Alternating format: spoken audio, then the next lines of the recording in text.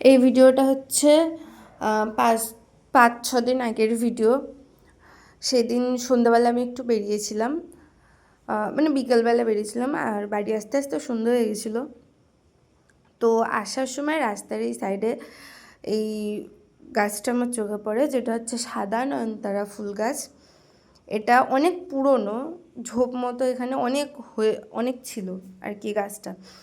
তো আমি এর দুটো ডাল ভেঙে নিয়ে আসি আর একটা ডাল ছিঁড়ে নিয়ে আসি, মানে ওটা তুলে নিয়ে আসি। লাস্টের যে ডালটা এখন তুলছি সেটা আমি তুলে নিয়ে এসেছি, আর আগের দুটো আমি মাথা দিয়ে ভেঙে নিয়ে এসেছি। তো এখানে একজন ছিল বয়স্ক করে, উনি বলছিল, মানে একজন ঠাম্মা, উনি বলছিল যে ভেঙে নিয়ে গেলে ওরকম হবে না, গাছ বাঁচে না তাতে। তো আমি 6-7 দিন পরে এর জন্যই ভিডিওটা পোস্ট করলাম। আমি যেদিন নিয়ে এসেছি তার পরের দিনই গাছটা লাগিয়েছি। তো আজকে 6-7 দিন হয়ে গেছে।